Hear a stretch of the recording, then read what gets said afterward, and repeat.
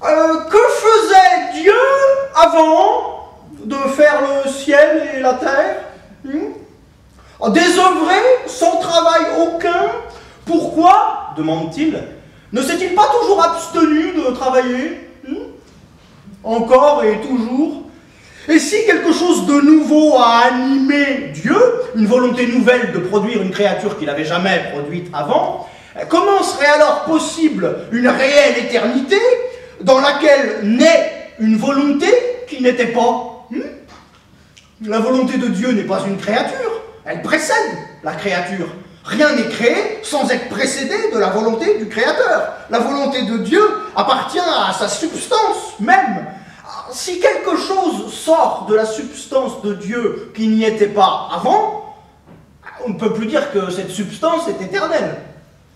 Et si l'existence d'une créature était la volonté éternelle de Dieu, pour quelle raison cette créature n'est-elle pas éternelle? Ceux qui parlent de cette façon ne te comprennent pas encore. Sagesse de Dieu, lumière des esprits. Ils ne comprennent pas encore comment se font les choses quand elles se font par toi et en toi. Ils s'efforcent de goûter quelque chose de l'éternel, mais leur cœur bat encore pour les visions fugaces des temps passés et à venir, et leur cœur est stérile. Je vais répondre à ceux qui demandent que faisait Dieu avant de faire le ciel et la terre. Mais je ne réponds pas comme a répondu quelqu'un, dit-on, pour éluder. Dieu préparait un enfer à ceux qui fouilleraient la question. Réfléchir est une chose, rire en est une autre. Oui, comment d'innombrables siècles auraient pu passer que tu n'aurais pas fait, alors que tu es l'auteur et le créateur de tous les siècles? Comment aurait-il passé en n'ayant jamais existé, puisque tu es l'ouvrier de tous les temps? S'il y a eu un temps quelconque avant que tu fasses le ciel et la terre, pourquoi dit-on que tu t'es abstenu de tout travail? Car même ce temps, c'est toi qui l'as fait. Et les temps n'ont pas pu passer avant que tu fasses les temps. Mais si avant le ciel et la terre, il n'y avait aucun temps, pourquoi demander ce que tu faisais alors? Il n'y avait pas d'alors quand il n'y avait pas de temps.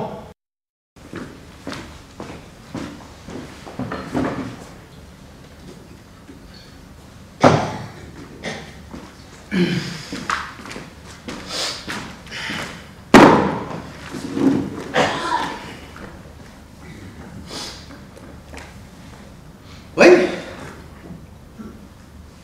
Qu'est-ce que le temps?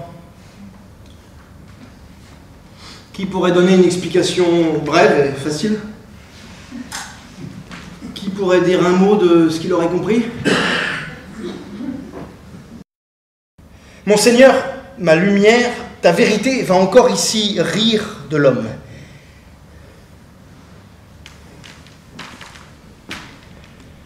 Ce temps passé, a-t-il été long une fois passé ou quand il était encore présent? Il a pu être long quand il était encore quelque chose de long, mais une fois passé, il n'était déjà plus. D'où il ne pouvait être long puisqu'il n'était plus du tout. Ne disons donc pas le temps passé était long, mais disons ce temps présent a été long. Voyons, esprit humain, si le temps présent peut être long. Tu as reçu la faculté de mesurer le temps, quelle sera ta réponse?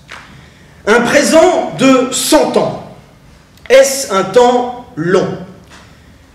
Demande-toi d'abord si un présent de 100 ans est possible. Si la première année de ces 100 ans est en cours, c'est elle qui est présente, et les 99 autres futurs ne sont pas encore. Si c'est la seconde année qui est en cours, une année est déjà passée, la seconde est présente, et les autres futures. Prenons n'importe quelle année à l'intérieur de ce nombre 100, elle sera présente, et avant elle, il y aura les années passées, et après elle, les années futures. Un présent de 100 ans n'est donc pas possible. Demande-toi encore si l'année en cours est elle-même présente. S'il s'agit de son premier mois, tous les autres sont du futur. Si c'est le second, le premier mois est déjà du passé, et le reste n'est pas encore. Donc l'année en cours n'est pas présente dans sa totalité. Et si elle n'est pas présente dans sa totalité,